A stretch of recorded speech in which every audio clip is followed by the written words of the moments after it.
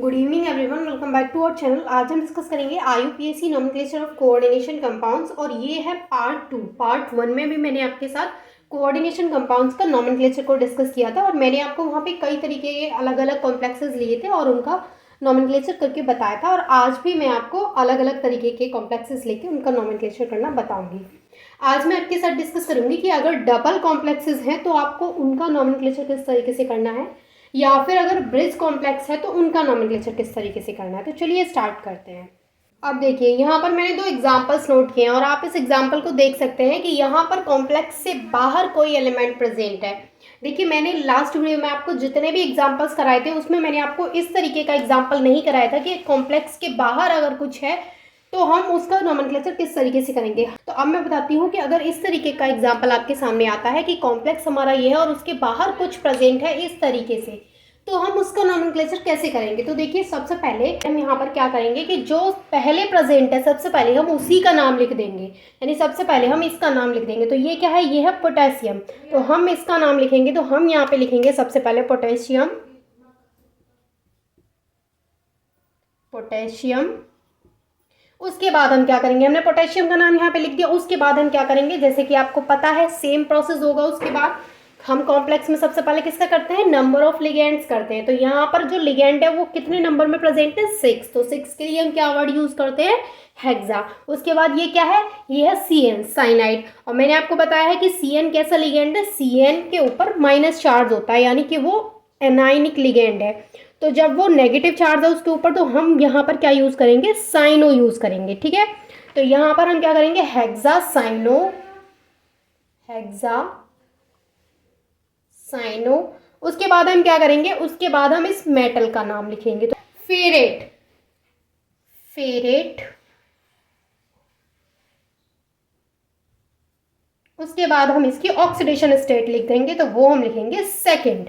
Second example की हम बात करें तो यहाँ पर सबसे पहले हम क्या करेंगे, सबसे पहले मैंने आपको बताया कि सबसे पहले हम बाहर वाले का नाम लिख देंगे। तो हम इसका नाम लिख देंगे जो कॉम्प्लेक्स के आगे है। तो हम क्या लिखेंगे, फिर से पोटेशियम, पोटेशियम।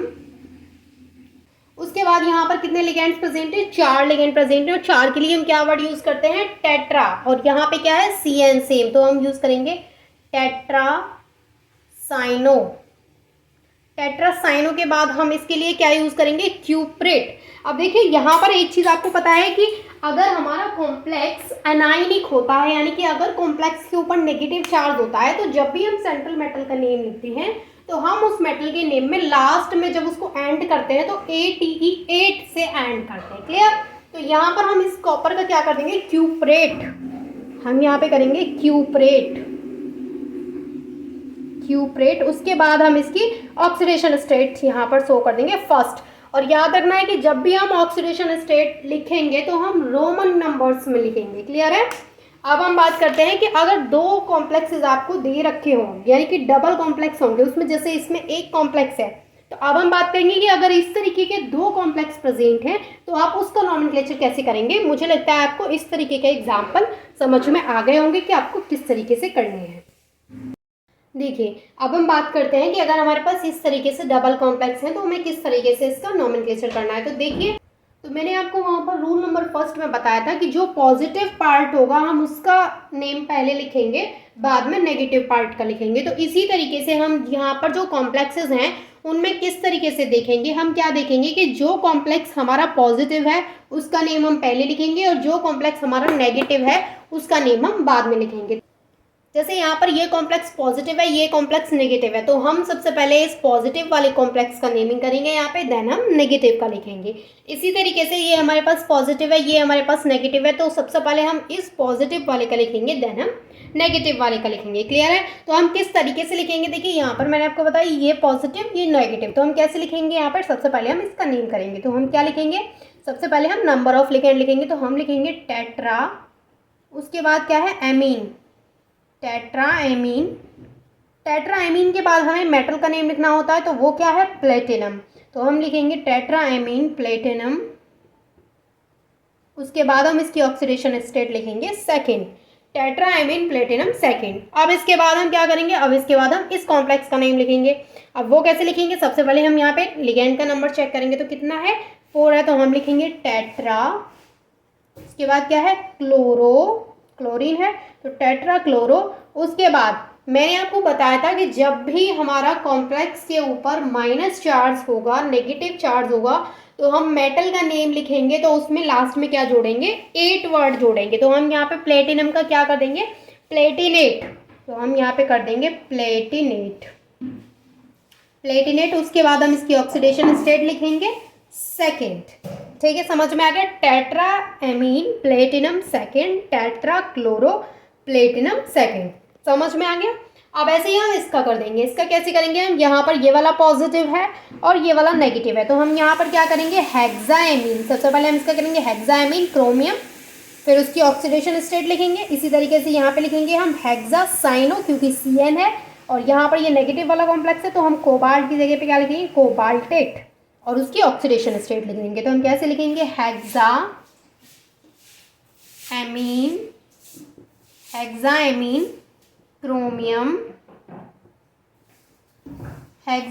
Chromium third.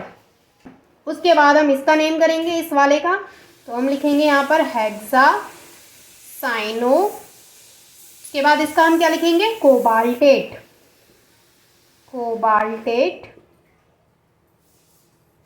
और उसकी ऑक्सीडेशन स्टेट लिखेंगे थर्ड।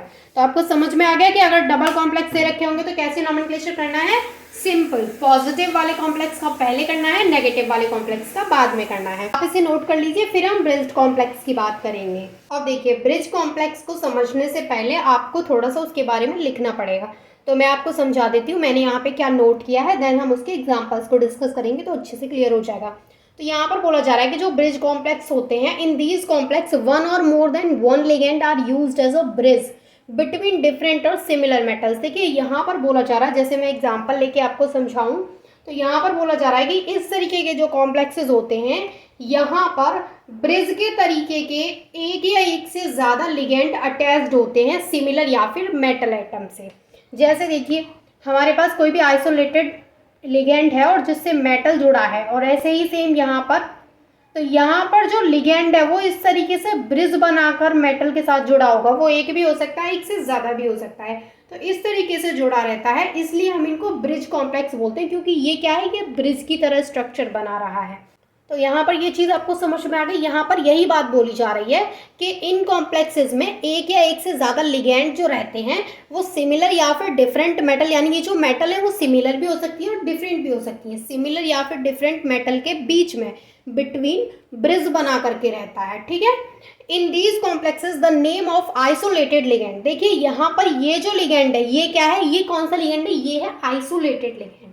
तो यहाँ बोला जा रहा है इस कॉम्प्लेक्स में जो आइसोलेटेड लिगेंड है has been written first then the name of bridge ligand. यानी जब हम इसकी नेमिंग करेंगे तो देखिए यहाँ पर ये जो आइसोलेटेड लिगेंड है और ये कौन सा है, ये ब्रिज लिगेंड है।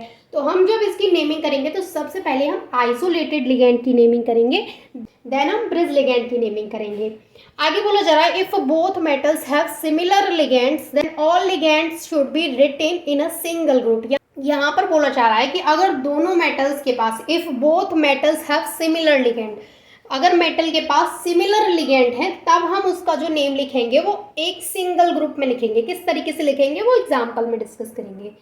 अगर सिमिलर नहीं है तो आगे बोला जा रहा है if the ligand are different, अगर लिगेंड सिमिलर नहीं है, डिफरेंट लिगेंड्स हैं वहाँ पर, then the name of ligand should be written in alphabetical order. तब हम जो लिगेंड का नेम लिखेंगे वो अल्फ़ाबेटिकल ऑर्डर के अकॉर्डिंग लिखेंगे, यानी अल्फ़ाबेट में जो पहले आता है उस लिगेंड का नेम पहले लिखेंगे, देन जो बाद में आता है उसका बाद में लिखेंगे। और जब हम उसका नेम लिखेंगे तो हम उसके आगे एक प्रीफिक्स यूज़ करेंगे, दैट इज़ म्यू।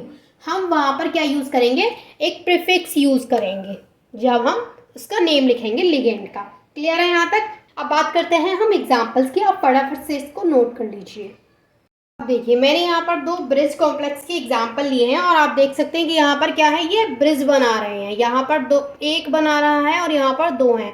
तो हम इसका नेमिंग किस तरीके से करेंगे, तो सबसे पहले हम क्या करेंगे, यहाँ पर लिगेंड का नेम लिखेंगे। और लिगेंड का नेम हम कैसे लिखेंगे, तो अभी मैंने आपको बताया था कि जब मेटल्स के पास सेम लिगेंड हो, if both metals have similar ligand, तब हम क्या करेंगे, उनका नेम लिखेंगे। तो कैसे लिखेंगे, उनका नेम हम सिंगल ग्रुप में लिखेंगे। जैसे यहाँ पर सेम है, तो हम क्या करेंगे 5 NH3 ये है, 5 NH3 ये है, तो हमारे पास टोटल NH3 कितने हुए 10, 10 NH3 हुए। और 10 के लिए हम क्या वर्ड यूज़ करते हैं डेका।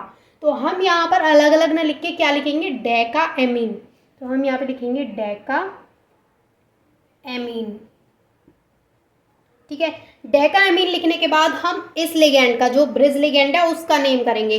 तो ब्रिज लिगेंड का नेम जब हम लिखेंगे तो उससे पहले हम एक प्रीफिक्स यूज करेंगे म्यू। तो मैंने यहाँ पे बना दिया म्यू। उसके बाद हम क्या लिखेंगे इसका नेम। तो ये क्या है एमिडो। एमिडो। अब देखिए थोड़ा सा आपको रूल्स को भी पढ़ना पड़ेगा। जब तक आप रूल्स नहीं पढ़ेंगे आपको समझ में नहीं आएगा कि साइनाइड का साइनो क्यों आ गया। क्योंकि आपको पता होना चाहिए कि जिस पे नेगेटिव चार्ज है उसका किस तरीके से नेमिंग होगा, जो न्यूट्रल है उसका कैसे होगा, जो पॉजिटिव वाला है उसका कैसे होगा, ये चीज़ आपको क्लियर होनी चाहिए। तो हम क्या लिखेंगे म्यू एमिडो। उसके बाद हम क्या लिखेंगे, ये जो हमारे इसका लिख दिया हमने और इसका लिख दिया। अब हमारे पास क्या बची, दो मेटल्स बची। तो दो मेटल क्या है हमारे पास, कोबाल्ट है। तो दो है तो दो के लिए हम वर्ड यूज करेंगे डाई कोबाल्ट। डाई कोबाल्ट के बाद हम इसकी ऑक्सीडेशन स्टेट लिखेंगे तो वो है थर्ड। और उसके बाद हम इसका नेम लिखेंगे तो वो क्या आएगा नाइट्रेट। समझ में आ गया किस तरीके से करना है। चलिए एक और एग्जांपल करते हैं तो आपको क्लियर हो जाएगा। इसी तरीके से हमारे पास सिमिलर लिगेंड है तो हम क्या करेंगे एक सिंगल ग्रुप में लिखेंगे। तो 4 यहाँ पर है, 4 यहाँ पर है, 8 है। तो 8 के लिए हम क्या यूज करते हैं ऑक्टा। तो हम यहाँ पर लिखेंगे ऑक्टा एमीन। Octa amine. उसके बाद हम इनका नेम लिखेंगे। अब इनका नेम कैसे लिखें, NH2 वाले का पहले लिखें या NO2 वाले का। तो हम अल्फ़ाबेटिकल ऑर्डर में इसको देख सकते हैं। तो जो हमारा ये वाला ग्रुप है एमिडो ये पहले आता है और जो नाइट्रो है वो बाद में आता है। तो हम क्या करेंगे एमिडो को पहले लिखेंगे। तो हम लिखेंगे म्यू एमिडो। फिर उसके बाद हम क्या लिखेंगे म्यू, फिर से म्यू लिखेंगे क्योंकि हमने पढ़ा है कि जो ब्रिज लिगेंड का जब हम क्योंकि हमने पढ़ा है कि जब हम ब्रिज लिगेंड का नेम लिखेंगे तो हम वहाँ पर प्रीफिक्स यूज करेंगे म्यू। तो म्यू एमिडो के बाद म्यू नाइट्रो आएगा। उसके बाद हम क्या लिखेंगे दोनों मेटल का नेम लिखेंगे। तो डाई, दो मेटल है तो डाई यूज करेंगे डाई कोबाल्ट। उसके बाद हम इसका नेम लिखेंगे, नहीं डाई कोबाल्ट के बाद हम इसकी ऑक्सीडेशन स्टेट लिखेंगे थर्ड। एंड देन हम इसका नेम लिखेंगे नाइट्रेट। समझ में आ गया आपको किस तरीके से ब्रिज कॉम्प्लेक्स का नेमिंग करना है। तो आई होप कि आपको समझ में आ गया होगा कि डबल कॉम्प्लेक्स है तो किस तरीके से करना है, ब्रिज कॉम्प्लेक्स है तो किस तरीके से करना है।